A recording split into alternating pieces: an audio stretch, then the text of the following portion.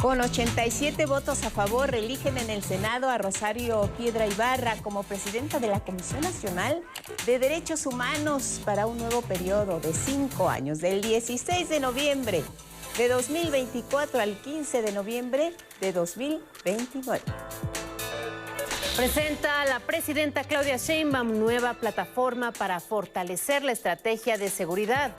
Permite evaluar los índices delictivos a nivel nacional, estatal y municipal de forma diaria, semanal, mensual y anual.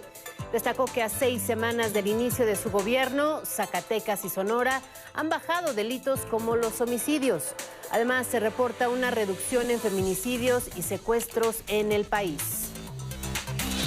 Renueva el gobierno federal con empresarios el paquete contra la inflación y la carestía 2024-2025, en la que se comprometen a mantener los precios de los 24 productos de la canasta básica en un máximo de 918 pesos, es decir, 129 pesos menos que el actual. Ratifican diputados a Rogelio Ramírez de la O como secretario de Hacienda, quien garantizó que el presupuesto de 2025 estará delineado por los principios de austeridad republicana. En el mundo continúan los nombramientos del próximo gabinete del presidente electo de Estados Unidos, Donald Trump. Los empresarios Elon Musk y Vivek Ramaswamy dirigirán el nuevo Departamento de Eficiencia Gubernamental. Kristi Noem, gobernadora de Dakota del Sur, estará a cargo de la Secretaría de Seguridad Nacional, mientras que el secretario de Defensa será Pete Hegseth y John Ratcliffe estará al frente de la CIA.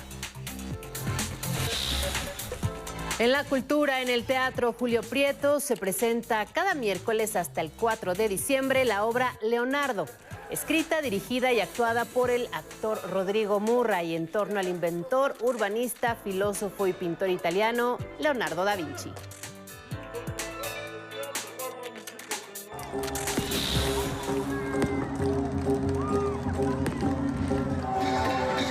Myanmar está de fiesta con el festival de Tasahumtang, con mucha fanfarria.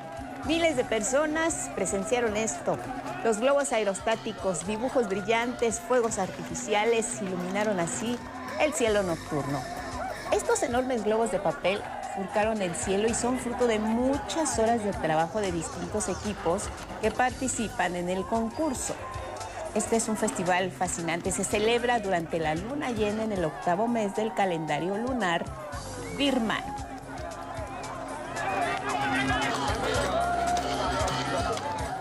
Con estas imágenes les damos la bienvenida. Gracias por acompañarnos. Buenos días, Sandra Ciple. Muy buenos días, Guadalupe. Que tengan muy feliz día.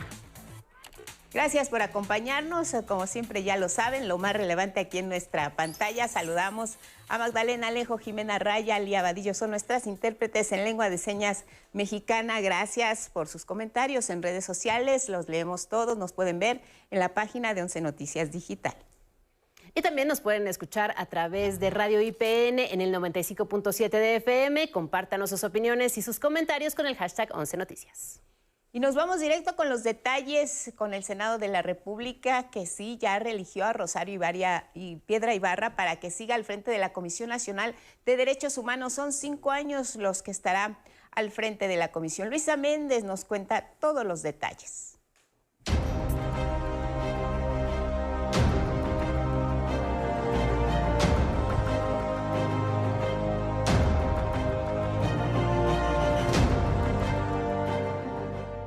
Se emitieron 87 votos a favor de la ciudadana María del Rosario Piedra Ibarra. Rosario Piedra Ibarra fue reelecta como presidenta de la Comisión Nacional de Derechos Humanos para un nuevo periodo que concluirá en noviembre de 2029.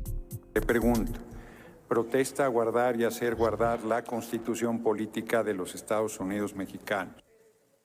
Si así no lo hiciera, que la nación se lo demande. Con la elección de Piedra Ibarra, en el camino quedaron Nayeli Ramírez con 36 votos y Paulina Hernández con 1 voto, quienes eran parte de la terna final de 48 aspirantes. La elección de este martes empezó con una serie de acusaciones por parte de la oposición.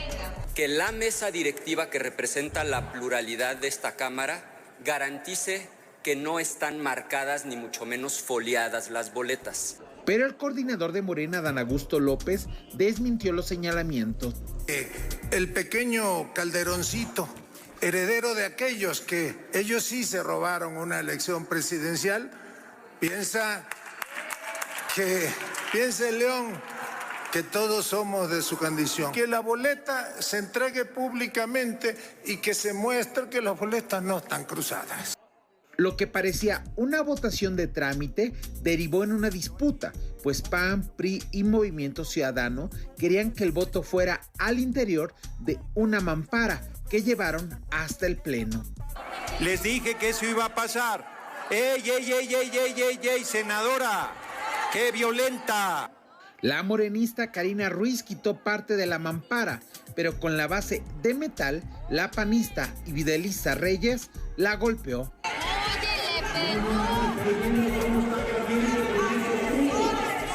La oposición insistió con la mampara y llevaron una nueva. Y no hay ninguna razón para que alguien se oponga a que las y los senadores, al momento de ejercer su voto, puedan hacerlo en secrecía. Pese a que fue un acuerdo de todas las fuerzas políticas, el retirar la mampara, la oposición se mantuvo. Estoy realmente sorprendida de todo el intento de acuerdo, no sé cómo gusten llamarles, para cambiar un procedimiento. Morena y aliados le recordaron a la oposición que la elección de la presidencia de la CNDH siempre fue por cédula y en una urna transparente. Incluso el morenista Adán Augusto mostró un video de las votaciones pasadas. Nosotros queremos dejar en claro, es que ya basta de hipocresías, ya basta de la doble moral. Y hablando en lenguaje popular, no se les olvide que el que escupe para arriba, del cielo les cae. Tras el enfrentamiento comenzó la discusión.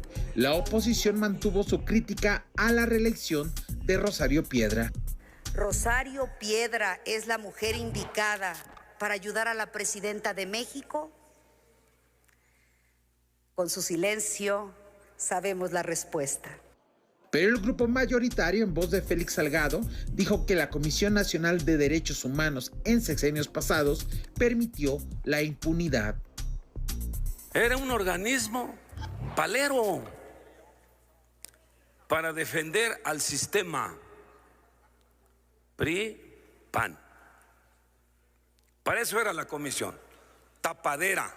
Había masacres, había desapariciones y no había ninguna recomendación. Aguas Blancas, Acteal, ABC y todo en la impunidad. Tras el debate, se aprobó el dictamen y uno a uno de los y las senadoras pasaron por su boleta, votaron y colocaron su sufragio en una urna. Iniciamos.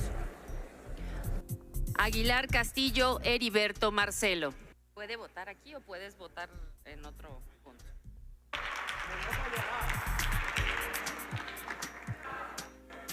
Fueron 127 senadores y senadoras de los 128 que componen el Senado los que ejercieron su voto. Solo el panista Miguel Márquez Márquez no estuvo en la sesión, en la que Rosario Piedra obtuvo la mayoría calificada para seguir al frente de la Comisión Nacional de Derechos Humanos. Con imágenes de Yujin Pasol y José Navarro, 11 Noticias, Luis A. Méndez. La discusión acerca de la reforma al Poder Judicial llegó hasta las organizaciones internacionales, en especial en la Comisión Interamericana de Derechos Humanos. Así se vivió este momento.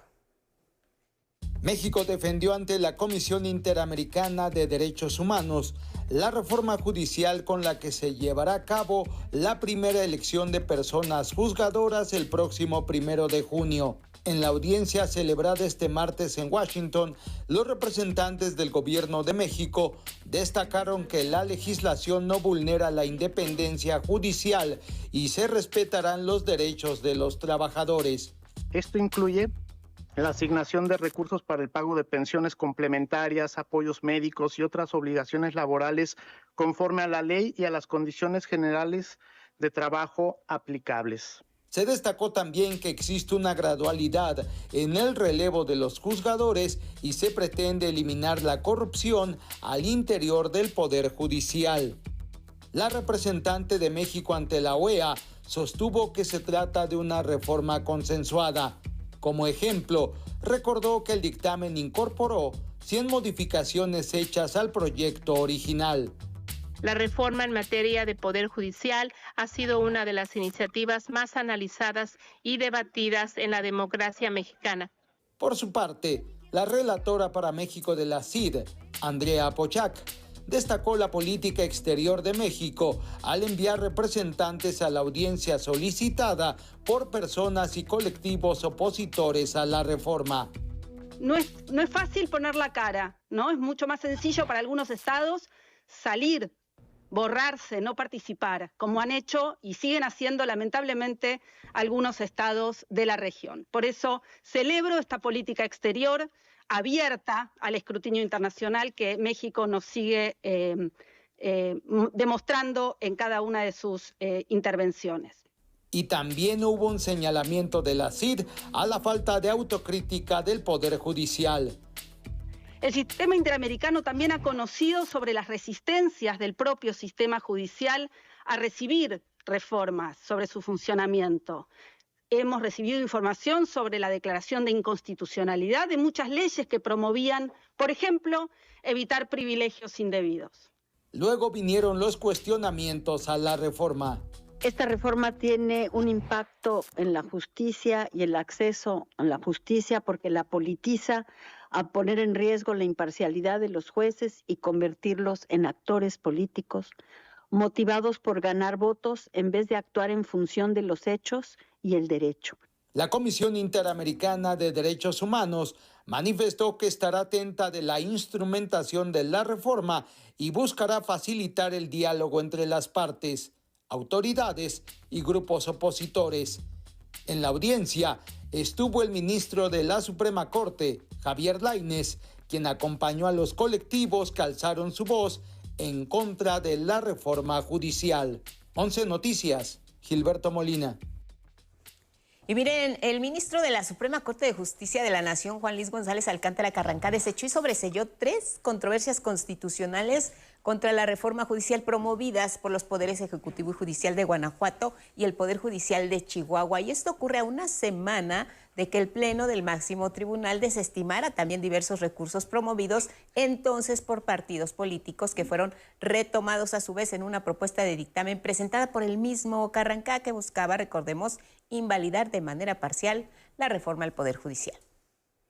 Y la nueva estrategia de seguridad implementada por la actual administración ha tenido impacto desde los primeros meses de gobierno. Así lo demuestra la captura de miles de personas identificadas como generadoras de violencia.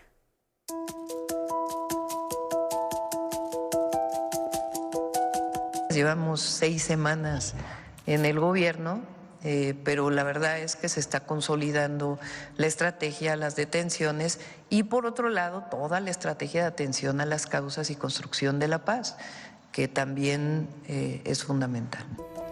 De esta manera, la presidenta Claudia Sheinbaum Pardo aseguró que a través de la Estrategia Nacional de Seguridad se logrará la construcción de la paz en todo el país. Puso como ejemplo lo que se ha logrado en Zacatecas y Sonora. Miren, ese es Zacatecas, pone el cursor en 2021. Esos son homicidios.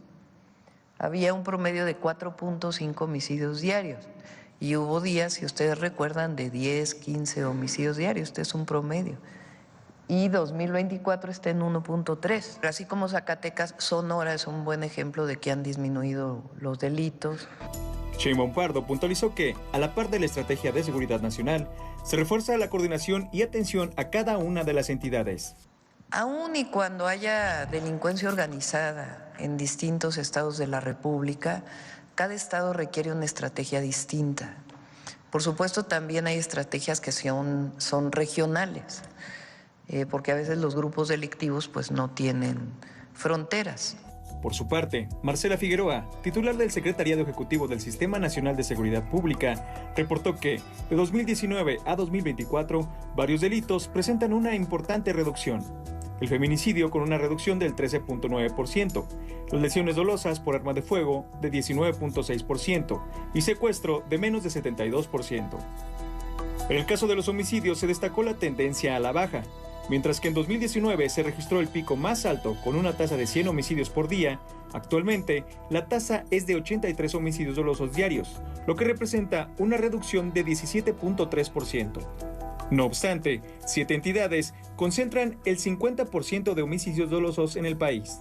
Guanajuato, que concentra el 10.3% nacional, Baja California el 8%, Estado de México 7.6%, Chihuahua 6.7%, Jalisco 6%, Guerrero 5.9% y Nuevo León 5.4%. Como parte de la estrategia para atender la incidencia delictiva, la presidenta Claudia Sheinbaum Pardo presentó una nueva plataforma desarrollada por la Agencia de Transformación Digital. Es una base de datos que reúne información proporcionada por las instituciones federales y fiscalías estatales. Esta plataforma nos permite todos los días hacer una evaluación semanal de acuerdo con la estrategia y las responsabilidades que estamos fortaleciendo y al mismo tiempo estar en comunicación con los estados para poder avanzar.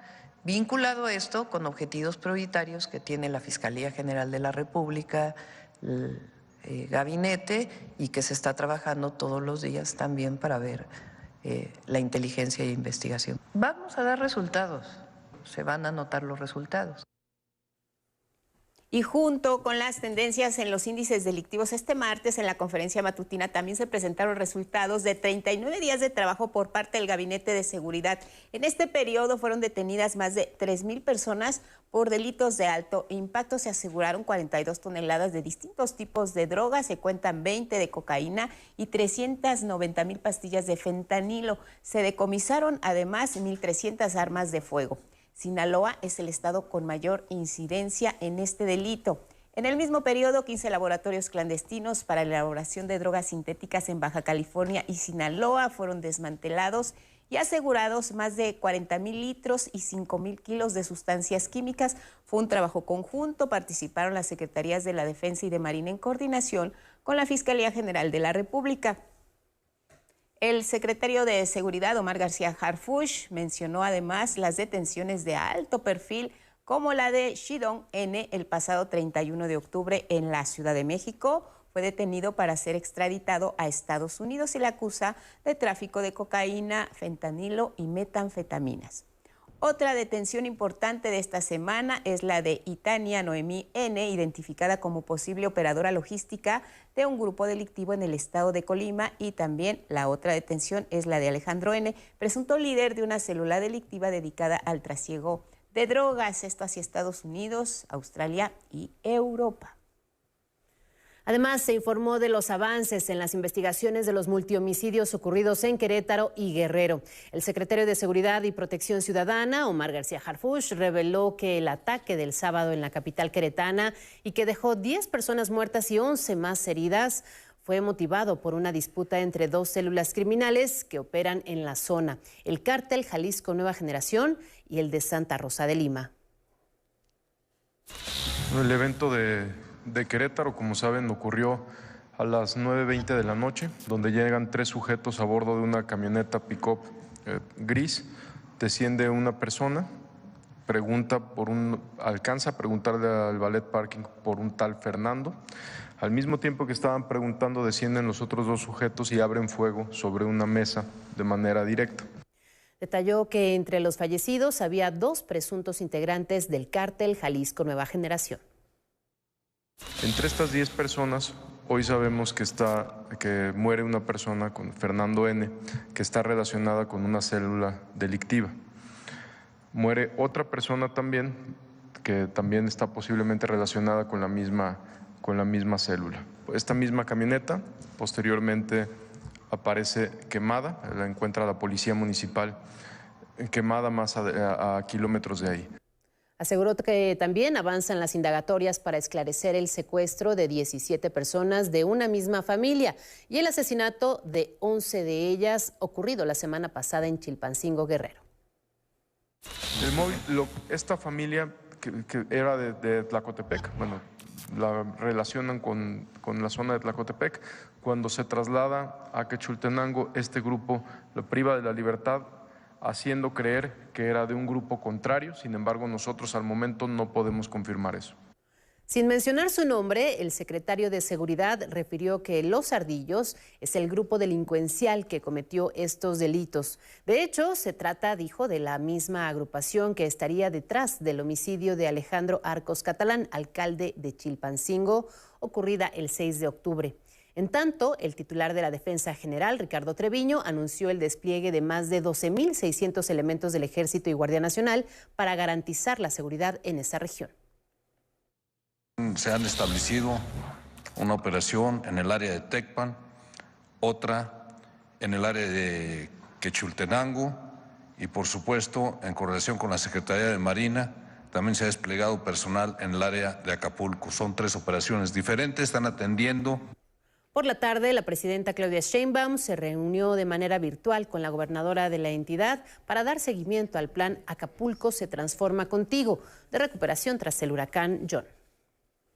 Así nos vamos a la pausa, es breve. Al regresar estaremos hablando de este programa contra la inflación para mantener la canasta básica a precios accesibles, dado a conocer ayer por la presidenta Claudia Sheinbaum. Y también más adelante estaremos hablando de la inclusión ya de los animales en la Constitución Política de los Estados Unidos Mexicanos. Por unanimidad, en un hecho histórico, los diputados se ponen de acuerdo y dicen que ahora sí hay que terminar con el maltrato y el abandono animal. Estaremos con el tema y, por supuesto, los nombramientos recientes de Donald Trump. Volvemos.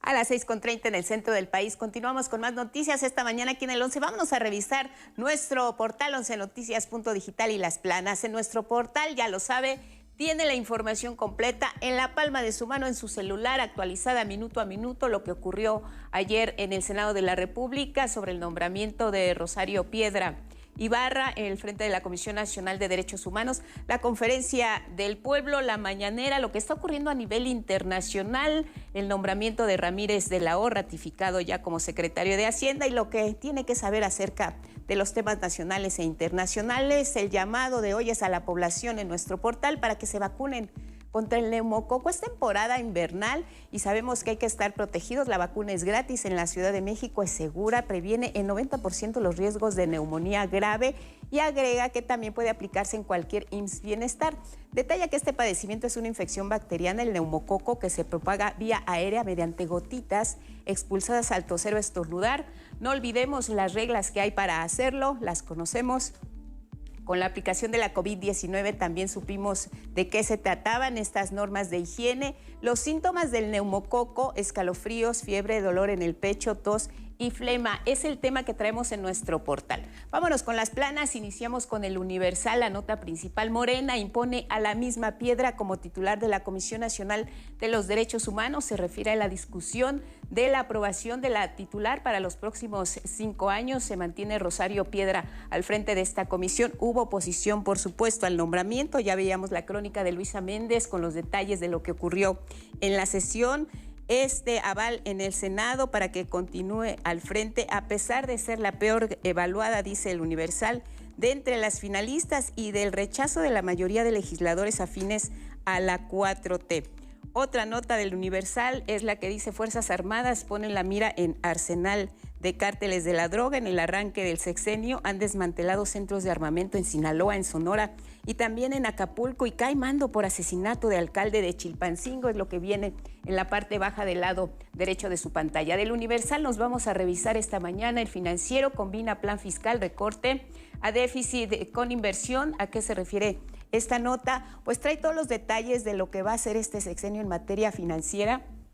Se han comprometido, por supuesto, a no elevar los impuestos, que esto es muy importante. Se prevé mantener finanzas públicas sanas y mejorar el perfil de la deuda. Es un compromiso. El paquete económico de 2025 ya está por presentarse. Las preocupaciones de los inversionistas por el alto déficit fiscal, dice El Financiero, apuntan hacia una reducción significativa. De acuerdo con el secretario de Hacienda, Rogelio Ramírez de la O, la fotografía que trae El Financiero en portada, acusan presión de Adán para reelegir a Piedra en la Comisión Nacional de Derechos Humanos, una información que viene en todos los diarios. En esta ocasión, El Financiero destaca que los morenistas Javier Corral, Higinio Martínez, Marta Lucía Micher y Manuel Huerta estaban en contra de la reelección. Del Financiero nos vamos a ver cómo viene esta mañana el diario Milenio. Con la feria ganadera en vilo asesinan a dirigente en Sinaloa. Había la alerta de que posiblemente debía de cancelarse este encuentro ganadero. Sin embargo, pues ahí las circunstancias a las que se enfrenta horas después de que los gobiernos federal y estatal barajaran en público la pertinencia de este encuentro de productores. El comando secuestra, mata al líder de Coyotitlán, Ramón Alberto Velázquez, y bueno, las consecuencias están a la vista. En medio de estas posiciones distintas, el gobierno federal y las diferencias con el estatal sobre la pertinencia de realizar esta feria, pues un dirigente de aquel estado es asesinado. El crimen en agravio de Ramón Alberto Velázquez Ontiveros, presidente de la Asociación Ganadera de Coyotitlán en el municipio sinaloense de San Ignacio, terminó de enterrar el proyecto del encuentro de productores. Lo que vemos aquí en esta fotografía, en la parte baja del lado izquierdo de su pantalla, es precisamente la aprobación de la ley que incluye ya los animales en la Constitución Política de los Estados Unidos Mexicanos. Este gallo se llama Panchito. De acuerdo con Milenio, pues es parte de lo que quisieron llevar hasta tribuna, hasta este escenario, a la aprobación de la Ley de Protección Animal, pues quienes integraban precisamente la Cámara de Diputados, esta reforma, con la cual pues la morenista Giselle Arellanos exhibe a este gallo. Es portada de Milenio. Nos vamos ahora a ver cómo viene esta mañana la jornada. La guerra contra los cárteles al mando de asesor de Trump, el virtual presidente de los Estados Unidos, continúa con los nombramientos, todos enfocados, sus baterías principales al tema migratorio, y ya sabemos las consecuencias de lo que está haciendo Donald Trump al respecto. Mike Waltz, consejero de Seguridad Nacional, son grupos paramilitares transnacionales que minan la soberanía y la frontera. Kristi Noem, secretaria de Seguridad Interna, refuerza esta línea dura antiinmigrante de Donald Trump. Se crea un cargo para Elon Musk, quien lo apoyó definitivamente pues en esta campaña. Limpiará la burocracia, la regulación y los excesos. Hay una fotografía que trae este diario. Lo que vemos es Haití, asume primer ministro en medio de ola criminal allá en ese país. Sheinbaum, gobernadores deben asumir su responsabilidad en el combate a la violencia en este encuentro que sostuvo con los gobernadores de todas las entidades. Es la jornada. Vámonos a revisar cómo viene por último Reforma. Cae jefe militar, decapitó a alcalde. Pues ya lo vimos, lo que tiene que ver con la ola criminal que se está viviendo en la entidad. Pues ahí está esta captura a un teniente y actual mando de la Secretaría de Seguridad Pública en Chilpancingo. Presentan su fotografía, lo tienen plenamente identificado. Matan a entrenador Trique, otra de las notas. Terrible lo que ocurrió en Oaxaca. Roberto Martínez Sandoval, maestro y entrenador del equipo de niños basquetbolistas descalzos de la montaña, fue asesinado en una de las escuelas donde daba clases. Lo que vemos, se topan otra vez con la misma piedra, la nota de la reelección de Rosario Piedra en la Comisión Nacional de Derechos Humanos, por supuesto los nombramientos de Donald Trump en los Estados Unidos y el tema de alertan por cártel al presumir delitos fiscales.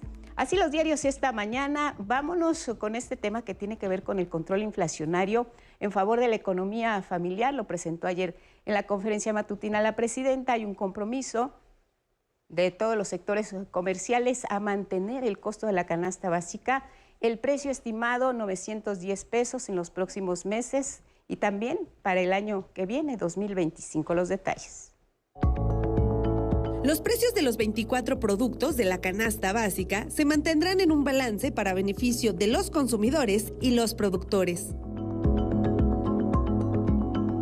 Desde Palacio Nacional, la presidenta Claudia Sheinbaum adelantó de su reunión con empresarios para renovar el PASIC, el paquete contra la inflación y la carestía, una estrategia en la que los empresarios se comprometen a mantener los precios de la canasta básica. Es una reunión muy importante para la economía de todas y todos los mexicanos.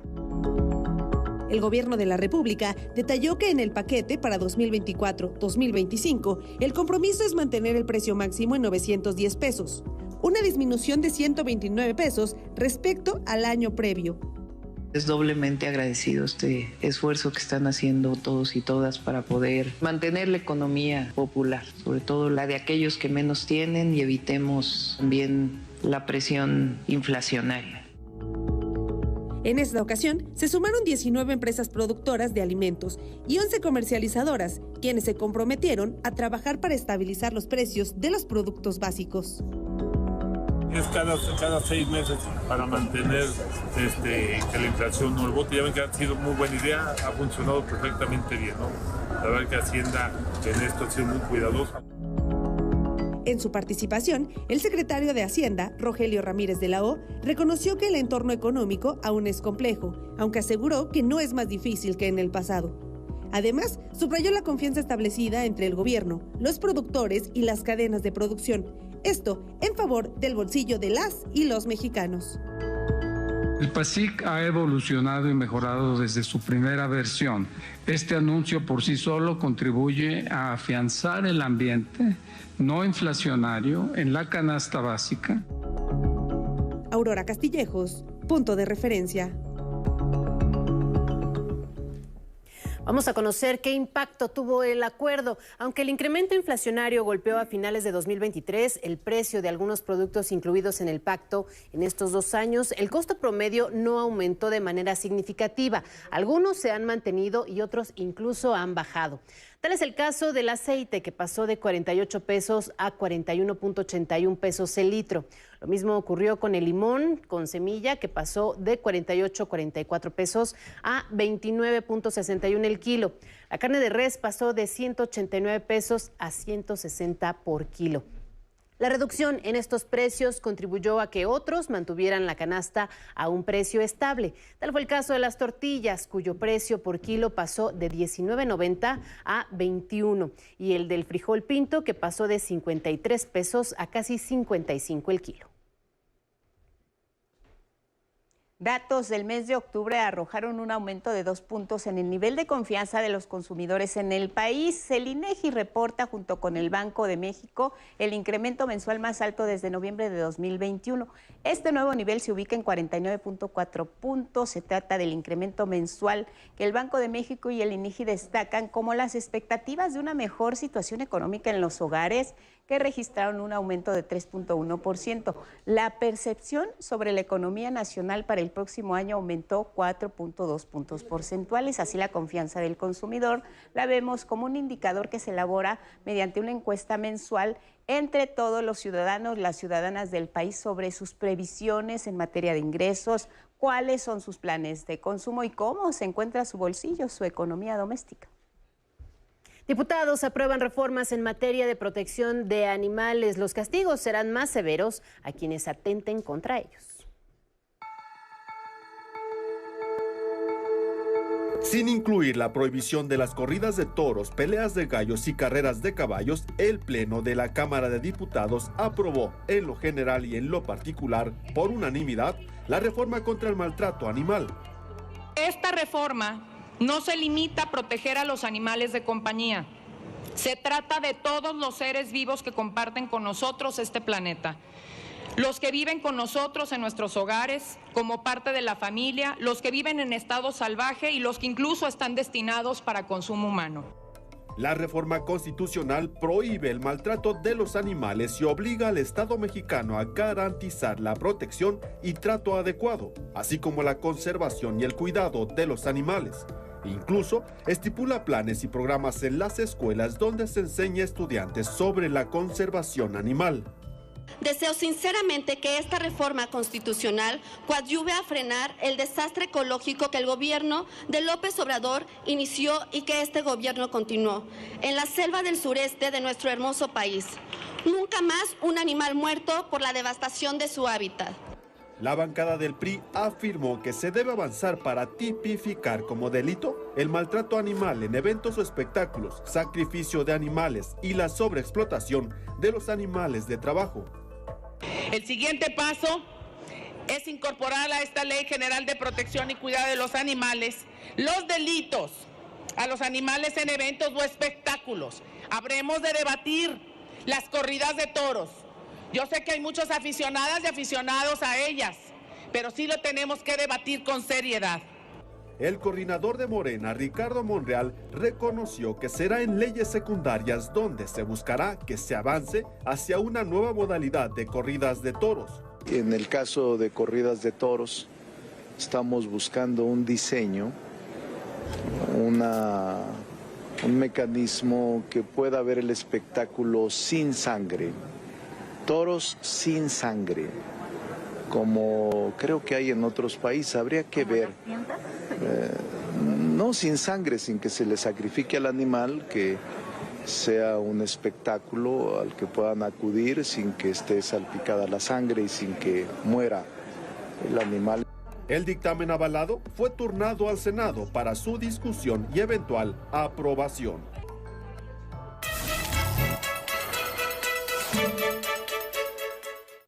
Pues ahí está una respuesta del Congreso a una añeja demanda de ciudadanos, de organizaciones que están en favor de los animales, de su protección para evitar su maltrato, su abandono. Y Dulce Ramírez, directora de Igualdad Animal México, nos acompaña esta mañana. Dulce, un gusto verte, recibirte, y te preguntaba cómo les cayó esta noticia de la aprobación. Cuéntanos, bienvenida, buenos días. Muchas gracias, Lupita, Sandra, un gusto estar aquí. Pues fue un proceso largo.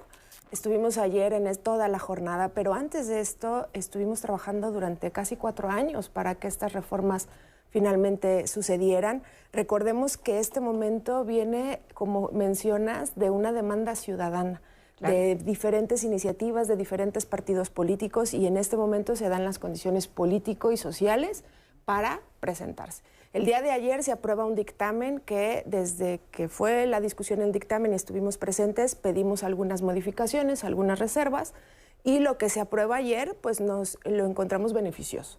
No es perfecto, o sea, todo es perfectible, ¿no? Como sabemos, pero queremos socializarle a las personas, a la sociedad, que esto es un progreso, sí, que esto seguirá muchísimo, porque vienen las leyes secundarias. Y entonces en las leyes secundarias tendremos que seguir esta batalla, tendremos que cuidar aspectos y detalles fundamentales. Bien.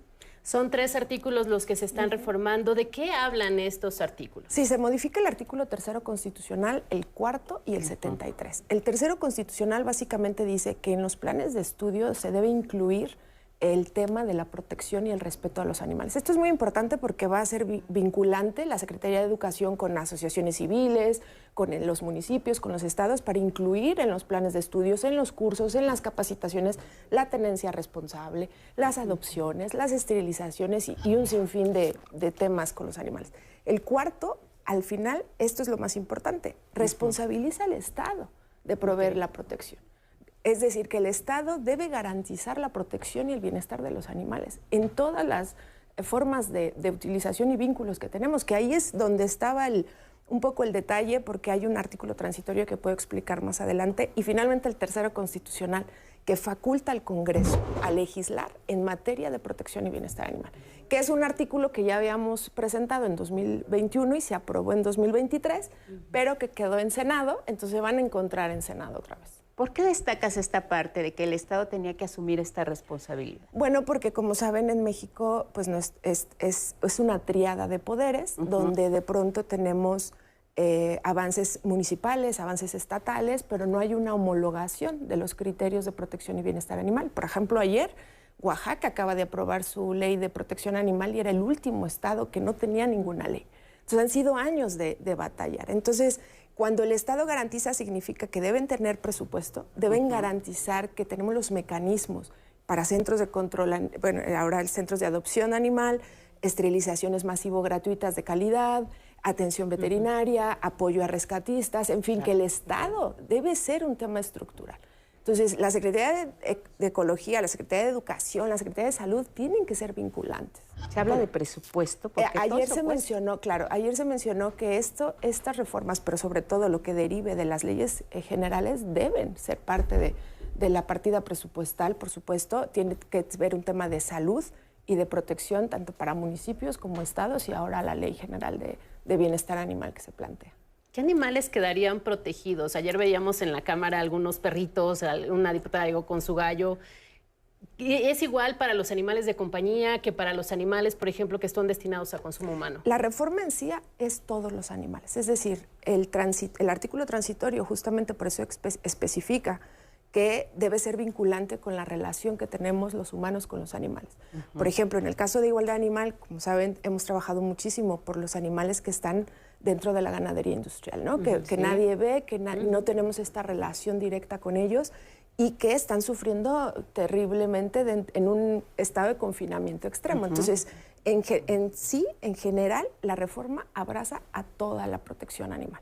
Después, en las leyes secundarias, veremos, como lo tenemos ya en la ley de animales silvestres, tenemos la ley de sanidad animal, tenemos las leyes estatales. Entonces, las leyes secundarias son quienes van a determinar ese nivel de protección sin retroceder a lo que ya avanzamos en los estados. Y eso es muy importante. No hay retroceso en esta iniciativa.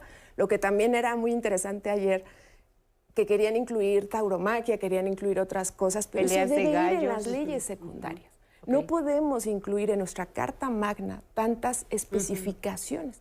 Debe ser una protección general que a partir de la Ley General de Bienestar Animal vamos a continuar. El que los animales ya estén alojados en la Carta Magna es un trabajo a largo plazo para todas nosotras. No es solo un trabajo que se viene haciendo desde hace años, sino que todavía, después de que pase al Senado y que sea ya una ley, va a ser un trabajo todavía que va a continuar por mucho tiempo. Por supuesto había rechazo, había el sector taurino, el sector de las peleas de gallos, estaba también ahí el sector de los zoológicos. Por supuesto que hay rechazo porque esto es un avance histórico que va a determinar qué sigue para regular y sancionar y asegurar que los animales tienen protección. Y cuando tú pones a los animales en una ley, ya estás reconociendo que los animales importan. Esa ley es perfectible y lo que es hoy no fue hace 10 años y lo que es ahora va a ser diferente en 5 años. Entonces, creo que debemos abrazar esta reforma sin partidos políticos. Esto es el esfuerzo de personas como ustedes también que han dado voz a los animales, que nos importan los animales, de una sociedad civil organizada, simplemente que se dieron las condiciones políticas para hacerlo en este momento. Entonces, este tema que también ha sido muy polémico de las corridas de toros, de las peleas de gallos, incluso de lo que se mencionaba de las carreras de caballos, ¿lo podemos visualizar a futuro como parte de este paso histórico que se da en la Constitución? En las leyes generales, sí. Debe haber otras discusiones. Recordemos que el tema de la tauromaquia y esto propiamente tiene un tema generacional también. Es decir, yo en lo personal creo que estas luchas tienen que ir abrazándose a otras formas de protección animal e incluso identificar otros mecanismos de protección como los reglamentos en los municipios para evitar que den permisos, que no entren menores de edad. O sea que hay muchísimos otros mecanismos y directamente la prohibición. Porque a veces resulta más efectivo en impacto a animales trabajar sobre la educación. Por ejemplo, en México se matan 2.000 millones de animales al año para consumo humano. Estas leyes de protección animal ahora van a poder contemplar esos 2.000 millones de animales. Claro, entonces también, ¿no? Creo que el tema de gallos, tauromaquia es importante, por supuesto, son manifestaciones de crueldad y tortura, pero debemos ser muy asertivos a la hora de comunicar cómo queremos que se den las prohibiciones. Las leyes secundarias tienen que trabajar sobre estas prohibiciones y hacer un reglamento que contemple a muchos animales, ¿no? Ahora, que esté regulado no significa que se vaya a cumplir ni que como ciudadanos nos cambiemos el chip. ¿Qué tenemos que hacer al respecto? Trabajar muchísimo en la cultura de la denuncia. Somos una organización en igualdad animal que promovemos muchísimo que se respeten los mecanismos. Somos parte, por ejemplo, de los consejos de bienestar animal para asegurar que las secretarías hacen su trabajo, para demandar que se cumpla. Entonces sí es muy importante ser vigilantes, seguir haciendo trabajo educativo. Esto es un indicador cultural. La sociedad sí está cambiando. Tenemos que ayudarles a seguir estos avances, y esto es denunciar, vigilar, unirse a quienes ya hacen este trabajo de denuncia y ser parte activa de un cambio social que ayude a vivir en un mundo mejor, libre de violencia. Claro, y que necesitamos como sociedad. Dulce Ramírez, directora de Igualdad Animal, gracias. Te vemos pronto porque vamos a darle seguimiento a esta ley histórica. Es el primer paso y hay que seguir lo que tiene que ver con el curso legislativo. Buenos días. Gracias Dulce. Tenemos más. Miguel de la Cruz, bienvenido. Buenos días.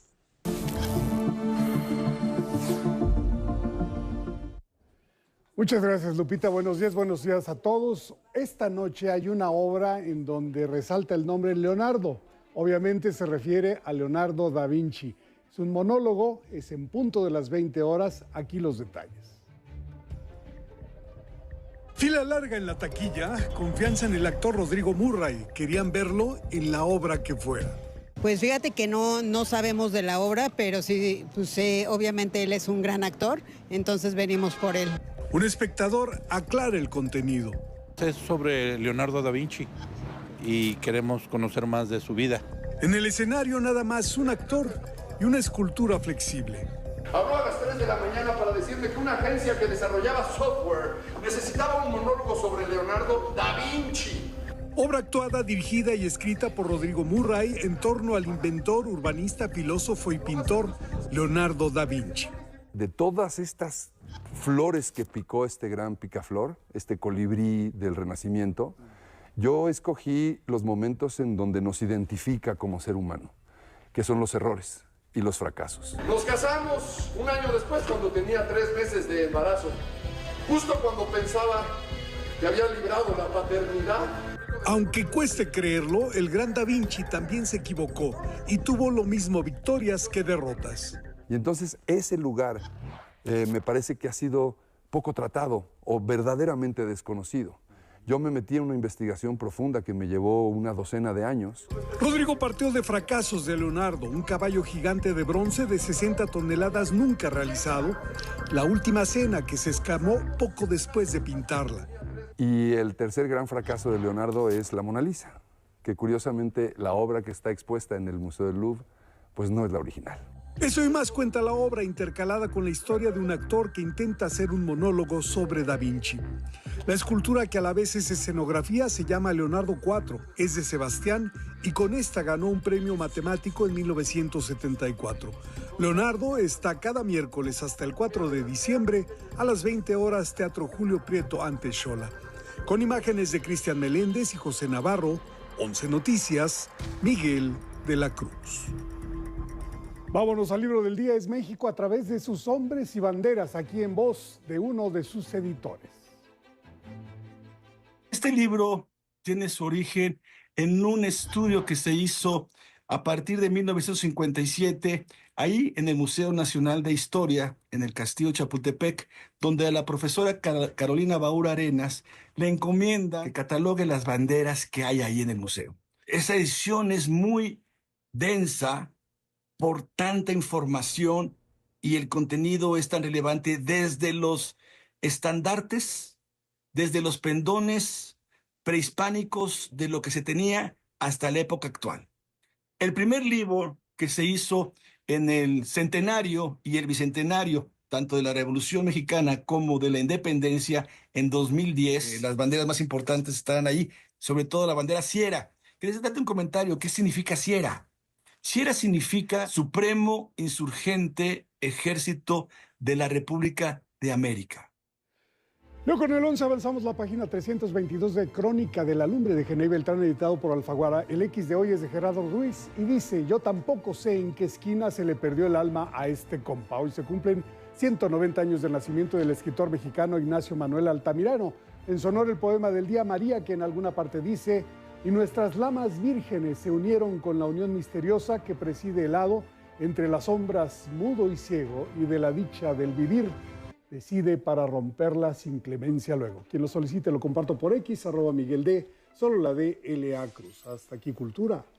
Buenos Ahora días. no me dejaste ni un parrafito. Es que dijeron que fuera rápido. Sí, siempre te correteamos, exacto, pero estamos puntuales con la cultura. Hasta mañana. Hasta mañana. Pausa.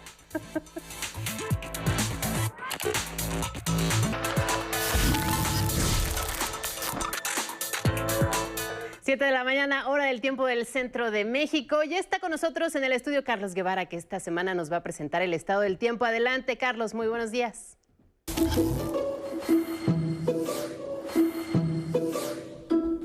Así es, Sandra. Muy buenos días. Seguimos presentando el estado del tiempo esta semana y en las próximas 12 a 24 horas un nuevo ciclón tropical se formará sobre el Mar Caribe. Actualmente es una zona de baja presión con 80% de probabilidad de evolucionar hacia una depresión tropical o tormenta tropical hacia el sur de Jamaica y Cuba. Los modelos matemáticos de pronóstico indican que este fenómeno podría alcanzar la categoría de huracán hacia el fin de semana, inclusive podría llegar a ser un huracán mayor. Recordemos que los huracanes mayores son aquellos que alcanzan la categoría 3, 4 o 5. Le mantendremos informados aquí en la señal del 11. Y bueno, ahora vamos a ver este mapa. Por su parte, el Frente Frío número 9 inicia su desplazamiento por el litoral del Golfo de México e incrementará significativamente las condiciones para que llueva y sean lluvias fuertes con descargas eléctricas en Nuevo León, Tamaulipas, San Luis Potosí y Veracruz. Asimismo, se prevé un nuevo descenso de la temperatura y vientos de hasta 60 kilómetros por hora en el norte del territorio nacional. Aquí en la Ciudad de México, Protección Civil activó de nueva cuenta la alerta amarilla por temperaturas de 4 a 6 grados en las demarcaciones de Álvaro Obregón, Coajimalpa, Magdalena Contreras, Milpalta, Tláhuac y Xochimilco, e invitan a la población a abrigarse adecuadamente antes de salir al trabajo o escuela y evitar los dañinos cambios de temperatura. Y ahora sí, vamos al pronóstico por regiones de nuestro país. Iniciamos en el sureste con las lluvias que se generalizarán este día en la península de Yucatán y aún así habrá un ambiente que continuará siendo cálido por la tarde. Los termómetros podrían llegar a alcanzar hasta los 35 grados. También lloverá fuerte en Veracruz y sur de Chiapas. El viento soplará del norte y por la noche podría llegar hasta los 70 kilómetros por hora en el Istmo y Golfo de Tehuantepec. De igual forma, se esperan fuertes aguaceros en Jalisco y Michoacán. El ambiente será frío esta mañana, ya lo sintió usted, y cálido por la tarde, con temperaturas cercanas a los 30 grados en zonas de la costa. Y en el norte amanecen con temperaturas cercanas a 0 grados en zonas montañosas de Chihuahua, Durango, Zacatecas, Aguascalientes y San Luis Potosí. Y como les anticipábamos, el viento podría llegar a los 60 kilómetros por hora entre las 3 y las 6 de la tarde. Y también habrá fuertes vientos en el noroeste mexicano con oleaje de 1 a 3 metros de altura en la costa oeste, es decir, el Pacífico, de la península de Baja California. El ambiente será frío esta mañana también con heladas en las sierras de Sonora. Y aquí en la Ciudad de México llegaremos a los 26 grados durante la tarde y noche. Bajará la temperatura y enfriará y el viento llegará del norte con velocidades de 40 a 50 kilómetros por hora y posibles tolvaneras también en el estado de Querétaro, Hidalgo, Tlaxcala, en el estado de México y en la capital del país. Le recordamos nuestra vía de contacto @11 Noticias TV, en la cuenta de X, mándenos sus dudas o comentarios sobre su localidad y aquí le daremos respuesta en esta sección del estado del tiempo. Hasta aquí el pronóstico del tiempo. Pase usted un buen día.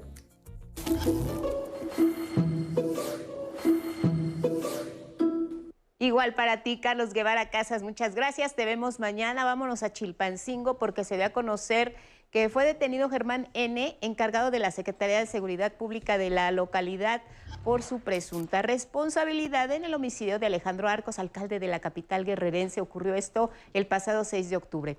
Alejandro Arcos, quien fue postulado por la coalición PRI-PAN-PRD, había asumido el cargo de presidente municipal de Chilpancingo el 1 de octubre de este año. 6 días después es asesinado y sabemos cómo, de qué manera tan terrible. Su cabeza se localizó sobre una camioneta en la colonia Villas del Roble de esa ciudad. Entre los nombramientos que llevó a cabo Alejandro Arcos fue el de Germán N., a quien relacionaron con la muerte del alcalde de extracción perredista, por lo que ya fue detenido este martes por elementos de la Policía Investigadora Ministerial, precisamente de Guerrero, en coordinación con efectivos del Ejército y Guardia Nacional. La tarde de este martes, el líder ganadero Ramón Velázquez Ontiveros fue presuntamente interceptado por civiles armados en la sindicatura de higueras de Abuya, perteneciente a Culiacán, y horas después fue localizado su cuerpo en una comunidad cercana a la carretera Culiacán-Mazatlán. Ramón Velázquez, de 52 años de edad, es el segundo líder ganadero de la zona en ser asesinado, luego de que el 30 de septiembre Faustino Hernández fue baleado también en Higueras de Abuya. El Consejo Judicial Ciudadano aprueba a 7 aspirantes para encabezar la Fiscalía de la Ciudad de México y así es como continúan en el proceso Ulrich Richter Morales, Fernando Moreno Caballero, José Alejandro García Ramírez, Francisco Javier Rodríguez Espejel, Berta María Alcalde Luján, Anaíd Elena Valero Manzano y Mario Alberto Martel Gómez. Ahora la ciudadanía emitirá su opinión sobre estos perfiles. Posteriormente, el Consejo Judicial Ciudadano los va a entrevistar y realizar exámenes de control de confianza para que ya el 2 de diciembre sea presentada una terna de candidatas que será enviada a la jefa del gobierno capitalino. Mientras, el Congreso de la Ciudad de México pidió al Comité Ejecutivo Nacional del PAN y de la Ciudad de México investigar los señalamientos contra su nuevo líder nacional, Jorge Romero, por presuntamente participar en el cártel inmobiliario, organización criminal por la que servidores públicos de la alcaldía Benito Juárez cobraron sobornos a empresas inmobiliarias a cambio de permisos ilegales de construcción. La bancada de Morena resaltó que con estas medidas se evitará que lleguen a las cúpulas liderazgos involucrados en casos de corrupción. Persiguiendo a quienes por décadas se beneficiaron de la unión del poder político y el poder económico, como Jorge Romero. Lo lamento, y de verdad lo lamento mucho, por los pocos panistas que se mantienen leales a México, tan cerca de Jorge Romero y tan lejos de Gómez Morín y González Luna. Al respecto, Andrés Ataide, coordinador del PAN en el Congreso capitalino, dijo que no permitirán que se violen los procesos de elección internos del Partido Blanquiazul. El Grupo Parlamentario de Acción Nacional no vamos a permitir una sola descalificación a nuestra dirigencia y tampoco una descalificación a nuestra institución. ¿Cártel inmobiliario? Será más bien el que aprueba y autoriza el gobierno de la ciudad con todas sus dependencias. Cártel, el que ya está operando en las calles de la ciudad vendiéndole drogas a nuestros jóvenes. Vamos a otros asuntos. Rogelio Ramírez de la O fue ratificado como secretario de Hacienda por el Pleno de la Cámara de Diputados con 362 votos a favor de Morena, PT, Partido Verde y Movimiento Ciudadano, 89 en contra del PAN y del PRI. En la tarde, en la comparecencia, habló del presupuesto 2025, garantizó que será bajo los principios de austeridad republicana. Reiteramos el compromiso de hacer uso de los recursos públicos en beneficio de la población, particularmente para los estratos menos favorecidos. No regresarán los gastos superfluos y seguiremos trabajando bajo principios de austeridad. Rogelio Ramírez de la O rendirá protesta este miércoles como secretario de Hacienda, lo hará ante el Pleno. Una nueva encuesta publicada por El Heraldo de México arrojó una aprobación de 68% a la presidenta Claudia Sheinbaum. El tema salió en la conferencia matutina y esto comentó sobre las razones que estima detrás de ese respaldo. Estar cerca del pueblo siempre, no traicionar, trabajar todos los días, entregarse, honestidad, honradez y nunca alejarse del pueblo. La encuesta se llevó a cabo vía telefónica del 5 al 8 de noviembre de este año y cuenta con un nivel de confianza del 95%. El Instituto Politécnico Nacional selló una asociación estratégica con una de las instituciones más prestigiadas de Reino Unido y del mundo. De esta manera se busca participar en investigaciones, pero también en proyectos interesantes en materia de salud a nivel global. La historia de mi compañero Rubén Fieitalnes. El Instituto Politécnico Nacional y la Universidad de Oxford firmaron un acuerdo de colaboración que pondrá el IPN en los primeros planos de la investigación internacional. Se inicia una asociación estratégica entre la Universidad de Oxford y el Instituto Politécnico Nacional. Lo podríamos decir en estas palabras, entrar a la Premier League de la ciencia a nivel mundial, poder realizar proyectos de gran calibre con cosas que no se realizan o en otras partes del mundo. Además, el convenio entre estas dos instituciones educativas tendrá un impacto directo en la salud de la población mexicana.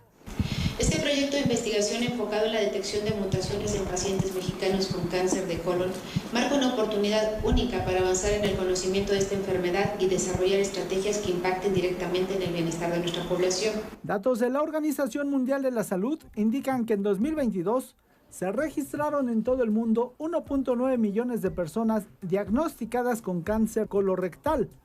900,000 personas mueren anualmente por esta causa y alrededor de 5.7 millones viven con esta enfermedad, específicamente en países latinoamericanos.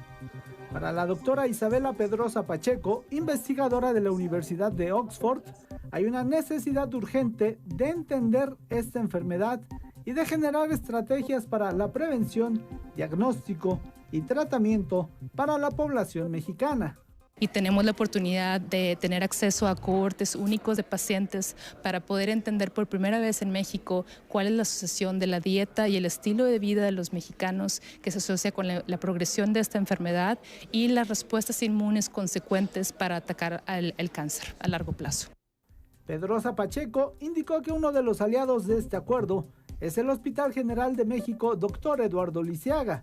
En este lugar reclutarán a 80 pacientes para analizar cómo afectan distintas variables como la dieta y el estilo de vida. El enfoque que hemos tenido en cuestiones de entender cómo el sistema inmune impacta a las células cancerígenas en todo estadio de la enfermedad nos va a dar la oportunidad de identificar candidatos para vacunas de cáncer para los pacientes y los grupos de alto riesgo que tengan desarrollo a cáncer de colon en el futuro. Por su parte, el director del IPN, doctor Arturo Reyes Sandoval, destacó que para este estudio se trabaja con la población de nuestro país por sus características genéticas que pueden ayudar a comprender mejor esta enfermedad. Primero, el ver si es similar el fenómeno con el que se origina un cáncer o si es completamente diferente y hay hallazgos genéticos nuevos que la población mexicana específicamente pueda tener para estar desarrollando, para ser susceptible a ciertos tipos de cánceres o pudiera ser resistentes a ciertos tipos de tratamientos donde no se presenten otras poblaciones.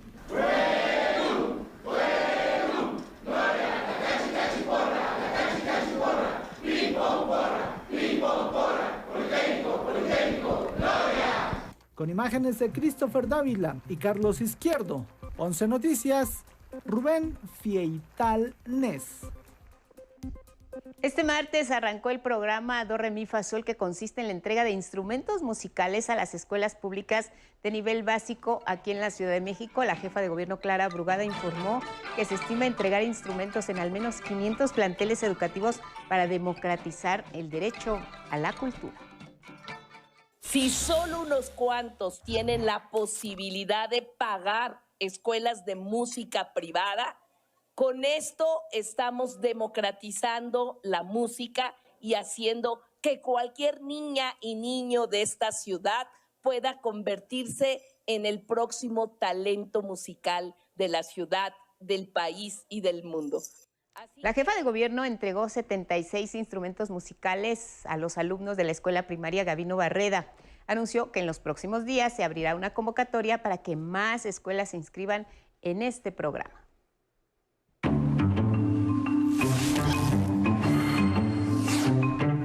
El presidente electo de Estados Unidos, Donald Trump, continúa con nombramientos de quienes integrarían su gabinete. Este martes nominó al empresario Elon Musk para dirigir el nuevo Departamento de Eficiencia Gubernamental, junto con el empresario Vivek Ramaswamy. Trump señaló que estos dos aliados allanarán el camino para que su administración desmantele la burocracia gubernamental, reduzca drásticamente el exceso de regulaciones, recorte los gastos superfluos y reestructure las agencias federales. También designó a Kristi Noem, gobernadora de Dakota del Sur, para ocupar la Secretaría de Seguridad Nacional.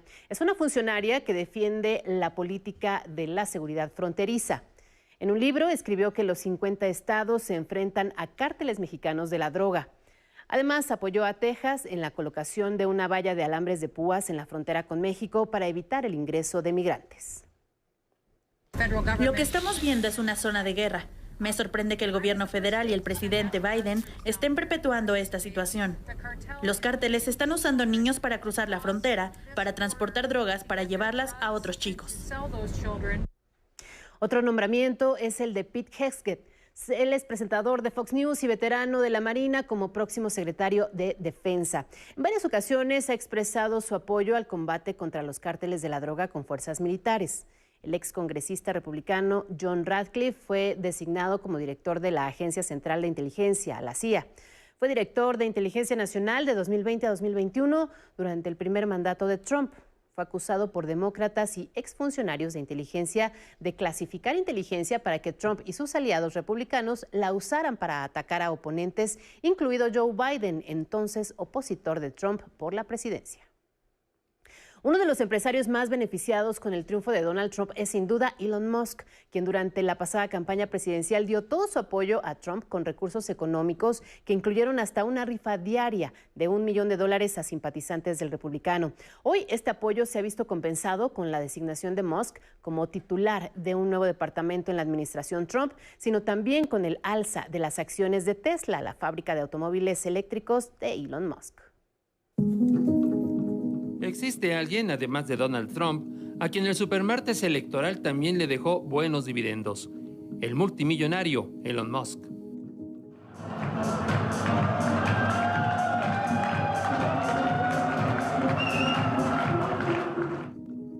Este viernes, su empresa Tesla, que fabrica automóviles eléctricos, registró un repunte impresionante de sus acciones, superando el $1 billón en su valor de mercado.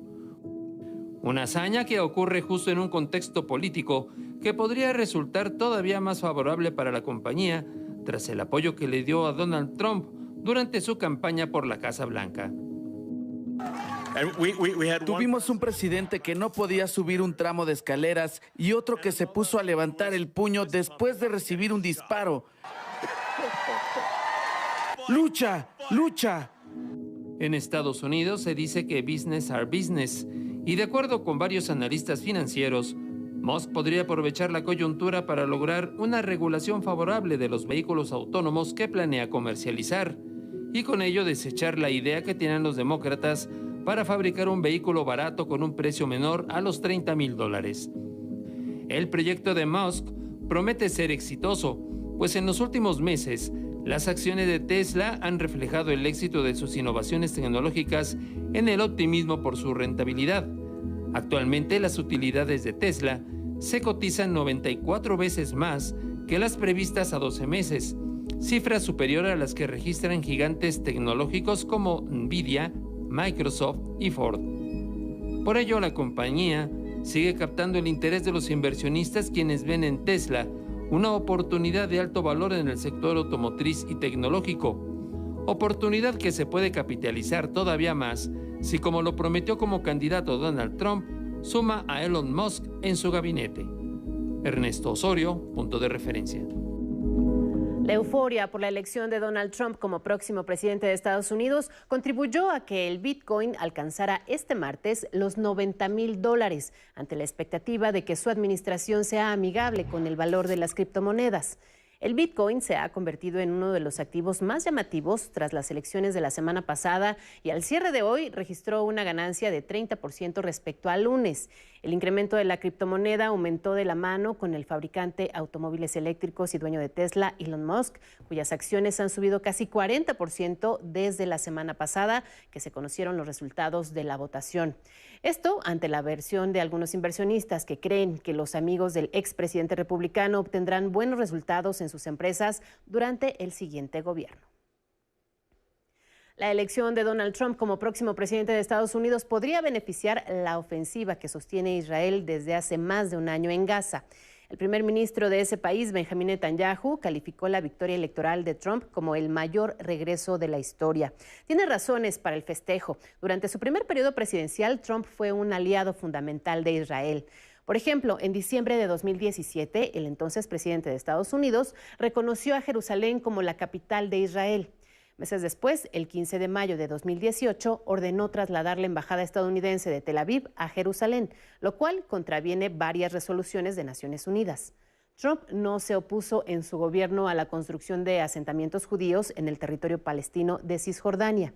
Durante sus 4 años de gobierno, Trump mantuvo un papel activo en Medio Oriente, pero en favor de su aliado. El 15 de abril de 2020, en la Casa Blanca, acompañado del primer ministro de Israel, Benjamín Netanyahu, Trump fue testigo de la firma de los acuerdos de paz de Abraham entre Israel, Emiratos Árabes y Bahrein. Ese mismo año, en diciembre, la estrecha relación entre Trump y Netanyahu entró en crisis después de que el primer ministro israelí reconoció la victoria de Joe Biden en las elecciones presidenciales, algo que el magnate se negaba a aceptar. Las diferencias se zanjaron este año cuando durante la reciente campaña electoral, Netanyahu se reunió con Trump en su mansión de Mar-a-Lago, en Florida. Hace apenas unas semanas, en octubre pasado, Trump habló por teléfono con Netanyahu para reafirmar su respaldo a Israel. Vamos a hacer mucho por Israel y lo respaldamos. Y lo más importante, queremos tener paz en Medio Oriente. El capítulo más reciente de esta cercanía es la propuesta de este martes de Donald Trump para designar al exgobernador republicano de Arkansas, Mike Huckabee, como próximo embajador de Estados Unidos en Israel. Organizaciones internacionales de ayuda acusaron a Israel por no cumplir con las demandas estadounidenses de permitir mayor acceso de ayuda humanitaria a Gaza. Por el contrario, han empeorado las condiciones de vida de más de 2 millones de personas en territorio palestino. La ONU reiteró que la situación en el enclave es catastrófica.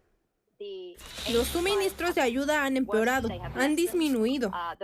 En el mes de octubre hubo un promedio de 37 camiones al día en la Franja de Gaza. 37 camiones al día para una población de 2.2 millones de personas que necesitan absolutamente todo. No es suficiente. La administración del presidente Joe Biden pidió a Israel enviar más alimentos en un plazo de 30 días o podría reducir su apoyo militar. Y ahora vamos a Valencia, España, donde siguen escalando las consecuencias del enojo de la población por la deficiente actuación de las autoridades para enfrentar el fenómeno meteorológico de la Dana. 2 instituciones presentaron denuncias penales contra los gobiernos de España y de Valencia por su respuesta ante la emergencia ocurrida el 29 de octubre. Una de ellas es la Asociación Europea de Ciudadanos contra la Corrupción, que denunció a ambos gobiernos ante el Tribunal Supremo por omisión de actuación, homicidio imprudente grave, lesiones, denegación de auxilio y prevaricación, acusando como consecuencia una destrucción total y muertes que pudieron evitarse. Otro demandante es el partido político Justitia Europa, que acudió al Tribunal Superior de Justicia de la Comunidad Valenciana para denunciar al gobierno del presidente de España, Pedro Sánchez, y al de Carlos Mazón, gobernante local en Valencia, también por omisión del deber de socorro, prevaricación omisiva, homicidio imprudente y lesiones. A la fecha, toda la cadena de mando que debió activar la alerta se encuentra bajo investigación. Y ahí en España el clima no da tregua y se preparan para la llegada de la nueva Dana.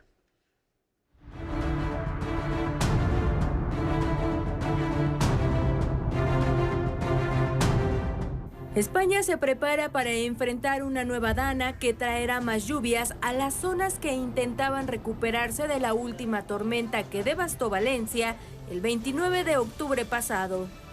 La Agencia Estatal de Meteorología elevó la alerta de lluvias torrenciales para las comunidades de Aragón, Asturias, Cantabria, Castilla y León, Cataluña, Galicia, Murcia, Baleares y también en Valencia, donde gran parte de las labores de búsqueda y reconstrucción que realizaban equipos de rescate y miles de voluntarios tuvieron que ser suspendidas. La Universidad de Valencia publicó este martes un mapa actualizado de la Generalitat que muestra las zonas urbanas en rojo y en azul las áreas afectadas por las inundaciones. Para esa misma zona se activó la alerta naranja, es decir, que existe un riesgo importante de lluvias que podrían estar acompañadas de tormentas. En 40 localidades valencianas se cerraron centros comerciales, también se suspendieron las clases y actividades al aire libre. Para evitar un escenario similar al que ya ocurrió en Valencia, las autoridades nacionales han extremado precauciones. Por ejemplo, en Málaga, región de Andalucía, que también resultó afectada hace 2 semanas, fueron evacuadas unas 3,000 personas ante la alerta de fuertes lluvias. El llamado de las autoridades se ha difundido en el país por todos los medios posibles. Y a la pasividad de las autoridades ante la tragedia de Valencia, que pudo prevenirse, se suman declaraciones del presidente Pedro Sánchez. Lo que ocurrió en mi país, en Valencia, no es un caso aislado. Puede ocurrir en cualquier esquina del planeta, si no tomamos otro camino. En la cumbre del clima de la ONU, la COP29, que se celebra en Bakú, Azerbaiyán, Pedro Sánchez advirtió que el cambio climático mata. He venido hasta aquí para alertar de una terrible verdad que la ciencia lleva demasiado tiempo señalando y que aún así hay algunos que siguen despreciando, y es que el cambio climático mata. Solo el año pasado mató a más de 300.000 personas y acaba de contribuir a la muerte de más de 220 de mis compatriotas en España, en el mayor desastre natural de nuestra historia. Anabel Ramírez. El arzobispo de Canterbury en Inglaterra, Justin Welby, renunció al liderazgo de la iglesia al no haber investigado debidamente un escándalo sobre un abusador de menores. Welby, quien fue jefe espiritual de más de 85 millones de anglicanos en el mundo, dijo que asumía la responsabilidad porque desde hace 11 años le había notificado de los abusos que cometía el abogado John Smith. Muy cercano a esa iglesia, Smith era un miembro de alto rango de una organización benéfica cristiana. Se le considera el abusador en serie asociado con la iglesia de Inglaterra más prolífico por los violentos abusos físicos y sexuales cometidos contra más de 100 niños y jóvenes. La presión sobre Welby fue en aumento desde que la semana pasada, cuando se hizo público un informe que reveló que durante décadas la institución habría encubierto las acciones de Smith. En Haití, Alex Didier Fils-Aimé rindió protesta como nuevo primer ministro después de que el Consejo Presidencial de Transición destituyera a Gary Conille, quien estuvo 5 meses en el cargo. El papel de este gobierno es organizar buenas elecciones y todos deben contribuir. En momentos en que las pandillas que controlan gran parte de la capital, Puerto Príncipe, y otras ciudades incrementan la violencia, Fils-Aimé prometió paz y seguridad y reconciliación política. Me comprometo a trabajar incansablemente para armonizar las dos ramas del Ejecutivo, a fin de lograr una cohesión que garantice la seguridad en el camino hacia las elecciones. En tanto, la Agencia Federal de la Aviación estadounidense anunció la prohibición de operaciones aéreas civiles a Haití durante 30 días después del ataque de lunes a un avión de la empresa Spirit Airlines cuando intentaba aterrizar en Puerto Príncipe. El aparato de la firma aérea de bajo costo recibió impactos de bala y una sobrecargo resultó herida. En Ecuador, un enfrentamiento entre internos dejó al menos 15 personas muertas y 14 heridas en la penitenciaría del Litoral en Guayaquil, una de las cárceles más conflictivas del país. Las autoridades ya retomaron el control del penal con ayuda de militares y policías que permanecerán en el lugar para evitar nuevos choques. El incidente ocurrió entre bandas rivales del narcotráfico que se disputan el poder. Desde el 2021, estos enfrentamientos han dejado más de 460 personas muertas en diferentes cárceles. En China, un conductor ingresó intempestivamente a un centro deportivo en Shuai y atropelló a decenas de personas que se ejercitaban. Dejó a 35 personas muertas y 43 heridas de gravedad. Según las investigaciones, el hombre responsable se habría divorciado recientemente y no estaba de acuerdo con el reparto de bienes. Fue detenido por la policía y se encuentra en coma por heridas que se autoinfligió. El presidente chino pidió atender a los heridos y castigar al autor del incidente. Instruyo al gobierno local y a los departamentos pertinentes a aprender una lección del caso, fortalecer la prevención y el control de riesgos potenciales. Alentada por un bajo consumo en los hogares, la inflación en Argentina alcanzó en octubre un índice mensual de 2.7%, el más bajo desde noviembre del 2021. No obstante, la inflación interanual se mantiene en 193%, así lo informó el Instituto Nacional de Estadística y Censos. La inflación alcanzó en esa nación sus mayores niveles en diciembre, cuando el presidente Javier Milei emprendió un ajuste al gasto público que acompañó con la liberación de precios y la devaluación de su moneda. Esas medidas se tradujeron en una caída del consumo, que en septiembre llegó a 22.3%, la mayor registrada desde 2016 y atribuida a la pérdida del poder adquisitivo en los hogares argentinos. El país se atraviesa por una recesión luego de registrar crecimiento negativo en su Producto Interno Bruto durante 3 trimestres seguidos. De igual forma, la pobreza alcanzó máximos históricos al abarcar ya al 52% de la población.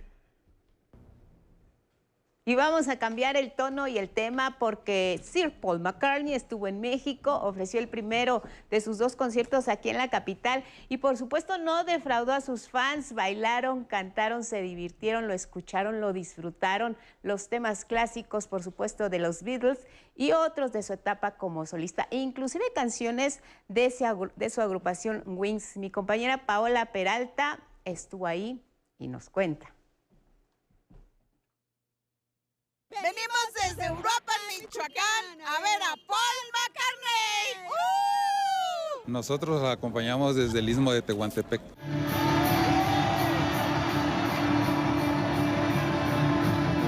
La distancia no fue impedimento para que Lupita, Connie y Francisco vieran por primera vez a Paul McCartney.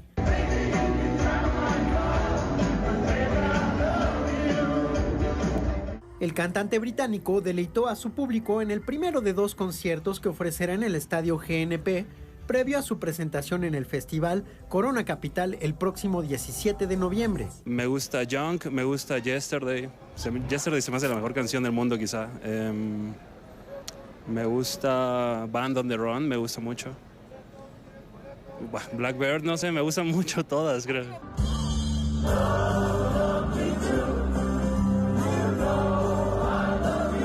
McCartney aprovechó el espacio entre canción y canción para hablar español y saludar a su público mexicano. Esta noche voy a tratar de hablar un poquito de español. O mostly inglés. Este padre está aquí de nuevo. Padrísimo. Más de 57,000 personas disfrutaron de la música del ex Beatle y revivieron sus mejores recuerdos. Es una emoción, una alegría muy padre volver a recordar mis tiempos. Con imágenes de Eduardo Casanova e información de Paola Peralta, 11 Noticias.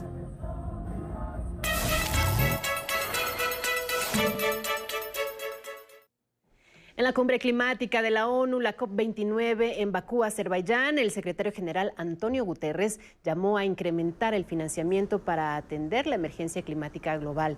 Los países desarrollados deben aportar más, de lo contrario, toda la humanidad lo pagará. La COP29 debe derribar las barreras del financiamiento climático. Los países en desarrollo no pueden irse de Bakú con las manos vacías. Debemos alcanzar un acuerdo. Confío en ello.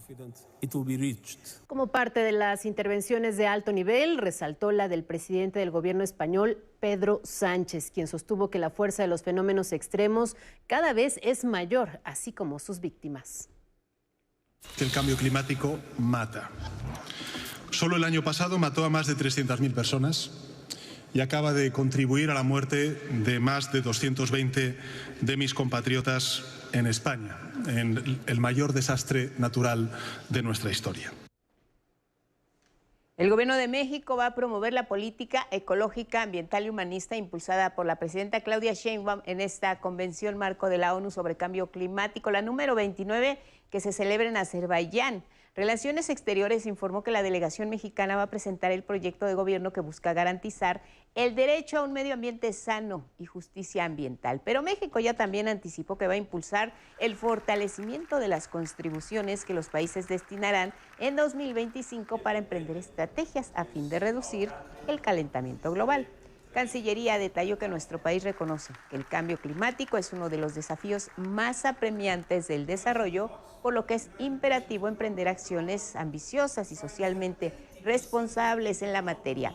Adelantó México que en la COP29 la representación nacional va a refrendar su convicción con el desarrollo sostenible que dé prioridad al cuidado del medio ambiente y de los recursos naturales, promoviendo además la participación social de los grupos más vulnerables en materia de adaptación y mitigación al cambio climático. La COP29, que se realizará hasta el 22 de noviembre en la ciudad de Bakú, convoca a más de 50,000 delegados, representantes gubernamentales, diplomáticos, científicos, sociedad civil, la academia y representantes de pueblos indígenas.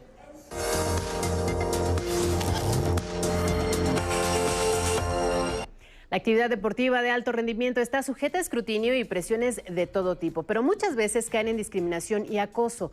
Así lo han vivido recientemente deportistas como la boxeadora argelina Imane Khelif. Desafortunadamente, la historia de estos atropellos es larga. La argelina Imane Khelif, ganadora de medalla de oro en la categoría de los 66 kilogramos en los Juegos Olímpicos de París 2024, vuelve a ser víctima de acoso.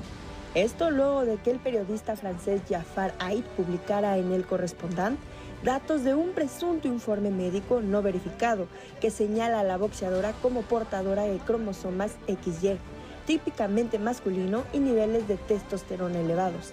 Esta no es la primera ocasión en la que la argelina es víctima de señalamientos respecto a su género, y es que en marzo del 2023 fue excluida del Mundial del Boxeo debido a que registraba altos niveles de testosterona. Imane tiene una condición denominada hiperandrogenismo, o bien exceso de hormonas masculinas que se registra en 9 a 12% de las mujeres. En la justa deportiva de París, Imane derrotó en los octavos de final a la italiana Angela Carini en apenas 45 segundos. Al término de la pelea, Carini dijo que nunca le habían pegado tan fuerte, que Imane pegaba como hombre. Esta declaración detonó una serie de comentarios misóginos y violentos en contra de la argelina, pese a que el Comité Olímpico Internacional señaló que todas las competidoras aprobaron los exámenes y tests que se realizaron por norma y condenó el abuso contra Imane. Ahora el presunto informe médico recién publicado sugiere que una exploración pélvica no se encontró la presencia de útero. La boxeadora ya emprendió acciones legales contra el diario francés. Por su parte, el Comité Olímpico se mostró consternado por el abuso constante contra la deportista.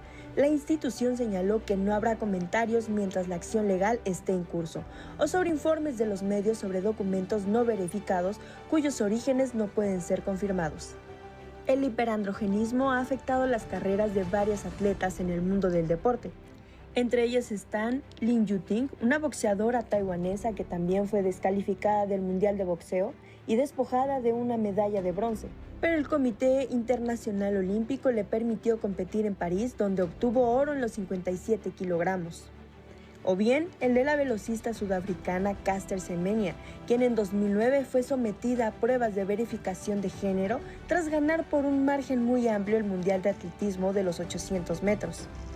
En 1985, la española María José Martínez, una promesa de atletismo, fue informada de que su certificado de feminidad había sido declinado, le quitaron su beca escolar y fue expulsada de toda competencia. 3 años después, comprobó su género a través de estudios médicos, pues solo tenía hiperandrogenismo. A María José le devolvieron la licencia para participar en competencias de atletismo, pero era demasiado tarde, y es que la desventaja ante sus compañeras por no entrenar durante meses hizo que no lograra clasificar a lo que sería su última oportunidad de ir a unas Olimpiadas, las de Barcelona en 1992. 11 Noticias, Naomi Rodríguez. Vámonos con más deportes. En el Campeonato de Artes Marciales Mixtas en Uzbekistán, la selección mexicana cierra su participación con un buen papel. Melissa Díaz Medina se proclama subcampeona en peso súper ligero, mientras que Fabio López Pérez se lleva el bronce en la categoría de peso paja. En el deporte blanco, en la Copa Masters, el ruso Daniil Medvedev se sobrepuso de un debut de pesadilla y venció en 2 sets al australiano Alex de Minaur. Con ello, el número 4 del mundo se mantiene con posibilidades de clasificar a las semifinales. Hoy el español Carlos Alcaraz buscará mantenerse con vida. Se medirá ante el ruso Andrei Rublev. Y ahora nos vamos con más información aquí en 11 Noticias desde Palacio Nacional. Continuamos con más noticias esta mañana aquí en el 11 para hablar de la nueva encuesta que publicó el Heraldo de México recientemente, la aprobación de la presidenta Claudia Sheinbaum, 68%. El tema, por supuesto, fue abordado por la presidenta de México en estos términos. Estar cerca del pueblo siempre, no traicionar, trabajar todos los días, entregarse, honestidad, honradez y nunca alejarse del pueblo. Esta encuesta, que le da una aprobación del 68%, se llevó a cabo vía telefónica del 5 al 8 de noviembre de este año y cuenta con un nivel de confianza del 95%. El Instituto Politécnico Nacional participará en un proyecto de investigación para detectar mutaciones en pacientes mexicanos con cáncer de colon. Esto es posible debido al convenio de colaboración entre el IPN y la Universidad de Oxford. Rubén Fietalnes tiene la historia. El Instituto Politécnico Nacional y la Universidad de Oxford firmaron un acuerdo de colaboración que pondrá el IPN en los primeros planos de la investigación internacional. Se inicia una asociación estratégica entre la Universidad de Oxford y el Instituto Politécnico Nacional. Lo podríamos decir en estas palabras: entrar a la Premier League de la ciencia a nivel mundial, poder realizar proyectos de gran calibre con cosas que no se realizan en otras partes del mundo. Además, el convenio entre estas dos instituciones educativas tendrá un impacto directo en la salud de la población mexicana. Este proyecto de investigación enfocado en la detección de mutaciones en pacientes mexicanos con cáncer de colon marca una oportunidad única para avanzar en el conocimiento de esta enfermedad y desarrollar estrategias que impacten directamente en el bienestar de nuestra población. Datos de la Organización Mundial de la Salud indican que en 2022 se registraron en todo el mundo 1.9 millones de personas diagnosticadas con cáncer colorectal. 900,000 personas mueren anualmente por esta causa y alrededor de 5.7 millones viven con esta enfermedad, específicamente en países latinoamericanos. Para la doctora Isabela Pedrosa Pacheco, investigadora de la Universidad de Oxford, hay una necesidad urgente de entender esta enfermedad y de generar estrategias para la prevención, diagnóstico y tratamiento para la población mexicana. Y tenemos la oportunidad de tener acceso a cohortes únicos de pacientes para poder entender por primera vez en México cuál es la asociación de la dieta y el estilo de vida de los mexicanos que se asocia con la progresión de esta enfermedad y las respuestas inmunes consecuentes para atacar el cáncer a largo plazo. Pedrosa Pacheco indicó que uno de los aliados de este acuerdo es el Hospital General de México, Dr. Eduardo Lisiaga. En este lugar reclutarán a 80 pacientes para analizar cómo afectan distintas variables como la dieta y el estilo de vida. El enfoque que hemos tenido en cuestiones de entender cómo el sistema inmune impacta a las células cancerígenas en todo estadio de la enfermedad nos va a dar la oportunidad de identificar candidatos para vacunas de cáncer para los pacientes y los grupos de alto riesgo que tengan desarrollo a cáncer de colon en el futuro. Por su parte, el director del IPN, doctor Arturo Reyes Sandoval, destacó que para este estudio se trabaja con la población de nuestro país por sus características genéticas que pueden ayudar a comprender mejor esta enfermedad. Primero, el ver si es similar el fenómeno con el que se origina un cáncer o si es completamente diferente y hay hallazgos genéticos nuevos que la población mexicana específicamente pueda tener para estar desarrollando, para ser susceptible a ciertos tipos de cánceres o pudiera ser resistentes a ciertos tipos de tratamientos donde no se presenten otras poblaciones.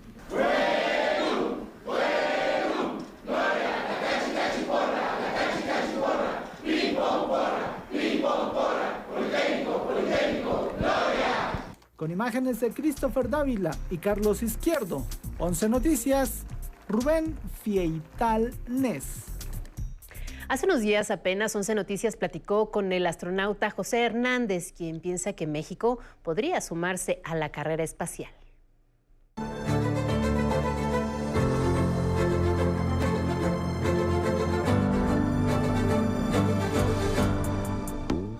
Nuestro país debe mantener su mirada en el cosmos y promover en el corto plazo que haya más mexicanos en misiones espaciales.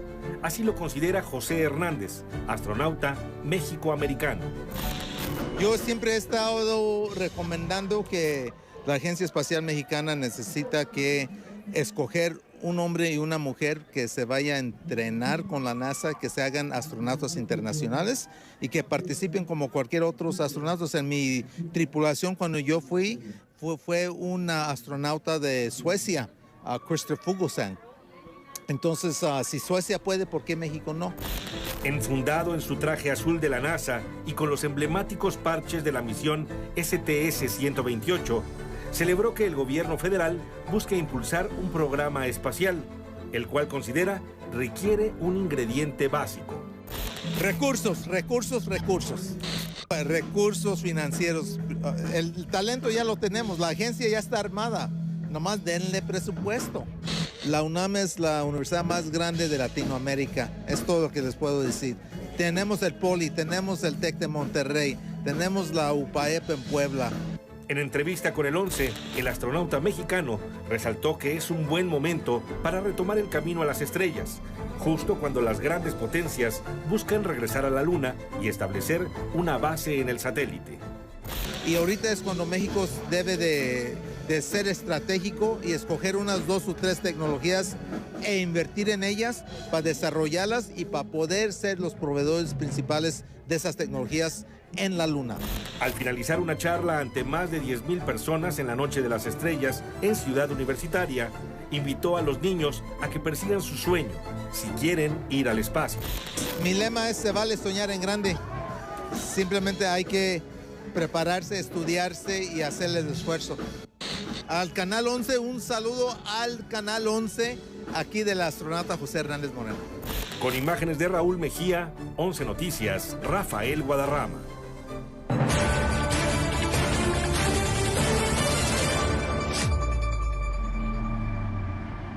Muchas gracias, muy buenos días. Bueno, en información de último minuto, este miércoles Cristina Fernández de Kirchner, expresidenta de Argentina, fue condenada por un tribunal a 6 años de prisión por fraude al Estado. La exmandataria no podrá ser candidata a la presidencia de su país porque el tribunal determinó que Fernández es culpable de un delito de administración fraudulenta en perjuicio de la administración pública dentro de la conocida como causa vialidad, aunque la sentencia aún puede ser apelada.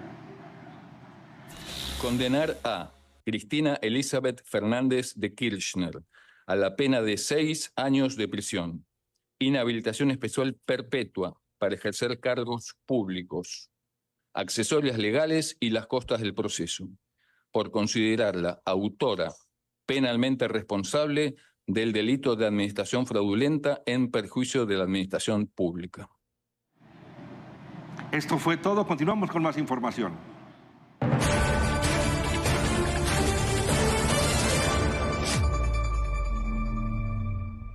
Y ahora vamos a ver qué destaca este día la prensa internacional. Iniciamos con la primera plana del diario español El País. Su encabezado dice: la Generalitat se activa esta vez ante la alerta por la nueva Dana y detalla que unos 40 municipios de Valencia suspenden clases y levantan diques ante las advertencias por el temporal con 9 comunidades. Además, Málaga en Andalucía y Tarragona en Cataluña están en alerta roja. En otra información, este diario nos informa que las emisiones de los combustibles fósiles han subido 8% desde 2015. A pesar de las advertencias y la electrificación de cierta parte del transporte, y en su imagen de portada, un grupo de bomberos sujeta un poste en la comunidad valenciana de Alfalfar, en una imagen que evoca la foto de soldados norteamericanos alzando una bandera en Iwo Jima durante la Segunda Guerra Mundial. En Estados Unidos, el periódico The New York Times tiene como titular que Israel reanuda el brutal ciclo de guerra en el norte de Gaza. Detalla que durante las últimas 5 semanas, el ejército israelí ha desplegado una ofensiva intensa en contra de milicianos de Hamás, que ha causado el desplazamiento de 100,000 habitantes y la muerte de al menos 1,000. Finalmente, en una de sus imágenes de portada nos muestra una de las propuestas más costosas del mundo, una obra de Frank Gehry evaluada en más de $130 millones. Finalizamos en Brasil con la portada del diario O Globo, que dice: Brasil pierde 58 millones de vacunas vencidas en el gobierno de Lula. Detalla que esto se debe a una mala logística, la adquisición con una fecha de vencimiento cercana, así como bajo interés de la población. En otra información nos dice que los militares negocian con el gobierno el presupuesto en el paquete de gastos próximos. Agrega que los militares negocian directamente con el presidente Lula. En su imagen principal podemos ver la bahía de Río de Janeiro, donde mañana inicia la cumbre del G20. Detalla que habrá 7.500 efectivos del ejército resguardando la ciudad. En Ecuador, un enfrentamiento entre internos dejó al menos 15 personas muertas y 14 heridas en la penitenciaría del Litoral, en Guayaquil, una de las cárceles más conflictivas del país. Las autoridades ya retomaron el control del penal con ayuda de militares y policías que permanecerán en el lugar para evitar nuevos choques. La pelea ocurrió entre bandas rivales del narcotráfico que se disputan el poder. Desde el 2021, estos enfrentamientos han dejado más de 460 personas muertas en diferentes cárceles. En China, un conductor ingresó intempestivamente a un centro deportivo en Zhuhai y atropelló a decenas de personas que se ejercitaban. Dejó 35 personas muertas, 43 heridas de gravedad. Según las investigaciones, el hombre responsable se habría divorciado recientemente y no estaba de acuerdo con el reparto de bienes. Fue detenido por la policía y se encuentra en coma por heridas que se autoinfligió. El presidente chino pidió atender a los heridos y castigar al autor del incidente. Instruye al gobierno local y a los departamentos pertinentes a aprender una lección del caso, fortalecer la prevención y el control de riesgos potenciales. Regresamos con la agenda nacional. Vamos al comentario de Felipe Ávila, director del Instituto Nacional de Estudios Históricos de las Revoluciones de México. El tema: el presidente Madero.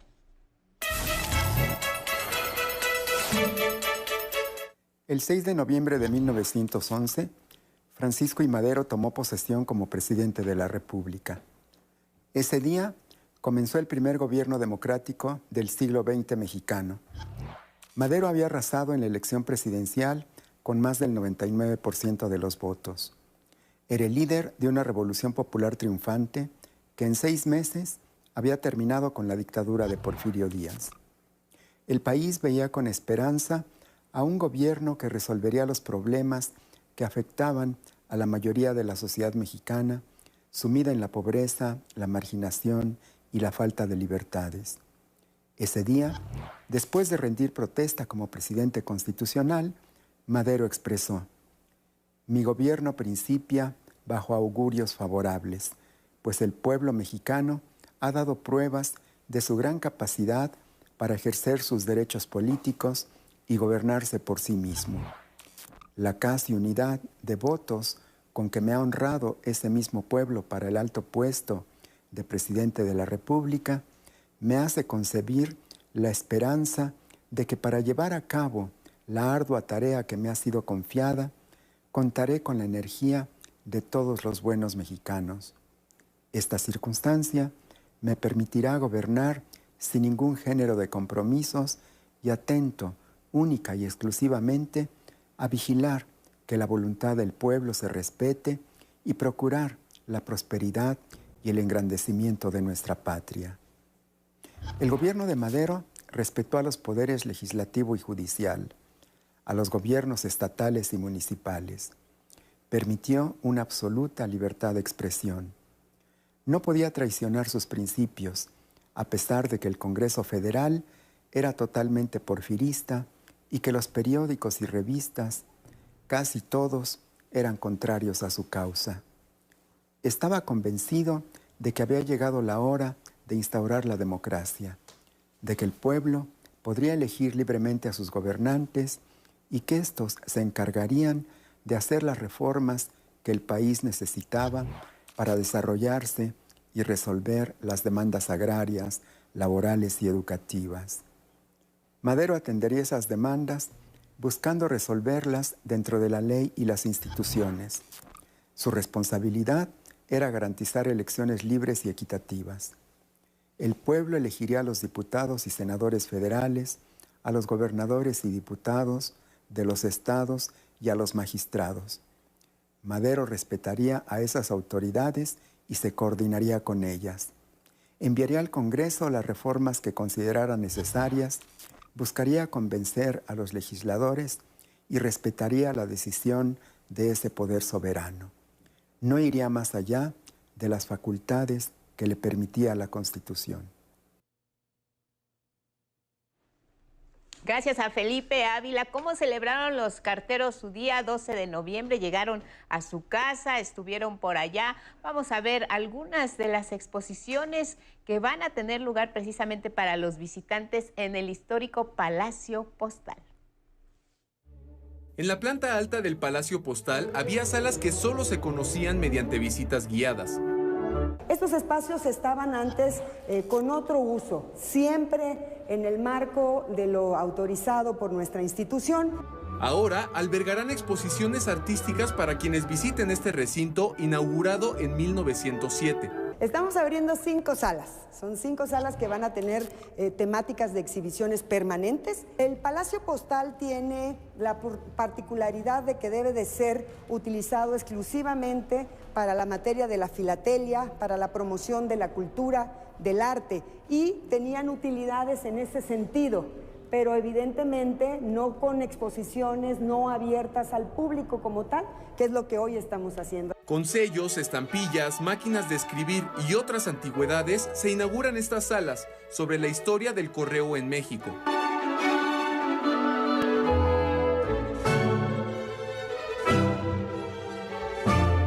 Quise que este momento fuera reflejado para decirle a todos los jóvenes, a todos los niños, a las niñas, a los estudiantes de arquitectura, a los estudiantes de diseño, que vengan y nos visiten. Hicimos en esta sala que estamos visitando ahora una narrativa de lo que han sido las 5 casas de correos. El Palacio Postal se suma a la oferta cultural que ofrece el Centro Histórico. Somos vecinos de Munal, somos vecinos de Palacio de Minería y por supuesto del Palacio de Bellas Artes. Hacemos un conjunto, un recorrido. En las 5 nuevas salas de exposiciones del Palacio Postal colaboran las Secretarías de Cultura, Infraestructura, Hacienda y el Archivo General de la Nación. Estarán abiertas de martes a domingo. Con imágenes de Christopher Dávila y Carlos Izquierdo, 11 Noticias, Mauricio Romo. Con 2 décadas de experiencia, el cuarteto de guitarra Orishas sigue trascendiendo y experimentando con nuevos instrumentos, ahora de 8 cuerdas, lo que le da un sonido muy original. Aquí le decimos dónde y cuándo escucharlos. Cuarteto Orishas, agrupación mexicana de música de cámara a 4 guitarras, que lleva casi 20 años de trayectoria y 2 álbumes publicados, presentará el jueves 14 de noviembre su último concierto del año. Las guitarras es un instrumento que, como decía Héctor Berlioz, es una pequeña orquesta, y entonces cuando las guitarras hacen arreglos de música orquestal queda muy bien porque podemos hacer uso de los colores y timbres que tiene la guitarra para proyectar esta nueva forma de oír estas obras orquestales. Además del repertorio de compositores antiguos y contemporáneos, este año estrenan 2 obras compuestas por los veracruzanos Cuthberto Córdoba y Carlos Matus. Una en homenaje a Don Esteban, personaje icónico de Son Jarocho, y la otra, un viaje onírico de 3 movimientos. Un plus del cuarteto es que cuentan con una guitarra de 8 cuerdas. Una guitarra, que es la que yo interpreto, es una guitarra de 8 cuerdas que tiene 2 cuerdas más graves que amplían el registro de los instrumentos. Son 2 cuerdas que, digamos, alcanzan el registro de un contrabajo. La presentación este jueves 19 horas, Auditorio Blas Galindo del Centro Nacional de las Artes. 11 Noticias, Melissa Roura. La Cámara Nacional de la Industria Editorial Mexicana entregó sus reconocimientos anuales a las ediciones destacadas. Este año la ceremonia tuvo especial significado ya que la CANIEM celebra 60 años de su creación.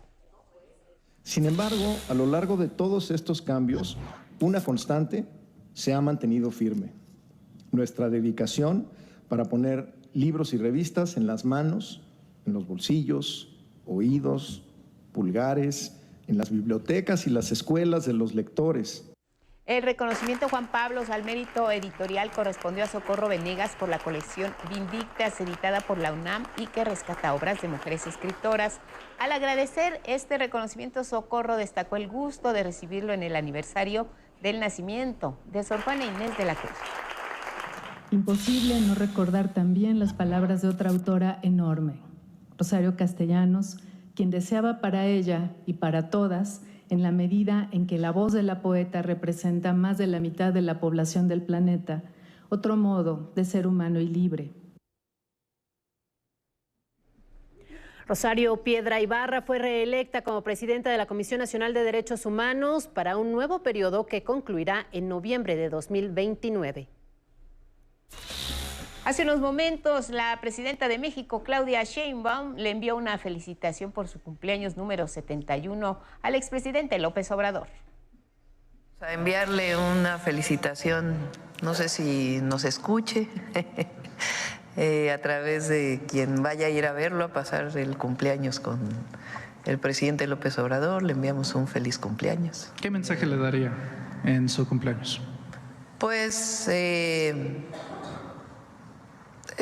para nosotros el presidente López Obrador y para el pueblo de México es un hombre que dedicó su vida a la transformación de nuestro país. Qué linda está la mañana en que vengo a saludarte.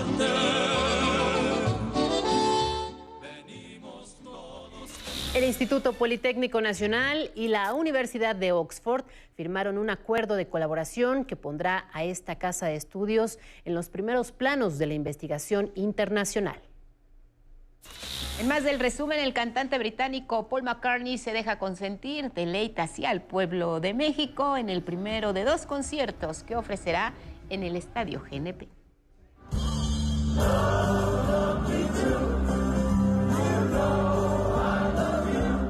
Si no lo pudieron ver, Sir Paul McCartney también participará en el Festival Corona Capital el próximo 17 de noviembre. ¿Vamos? Vamos, por supuesto. Vamos, todos vamos. Imagínate qué gozo verlo, estar en el espectáculo. ¿Te ha tocado? Me ha tocado y es impresionante ver la energía que tiene a sus más de 80. Son 3 horas de concierto, no se detiene y siempre tiene esa amabilidad con el público. Siempre trata de hablar en el idioma, en el país en el que esté y es una delicia verlo. Sí, lo escuchamos hace rato.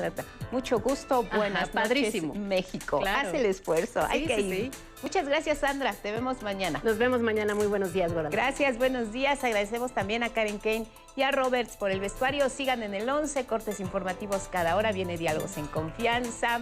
Feliz miércoles. Buenos días.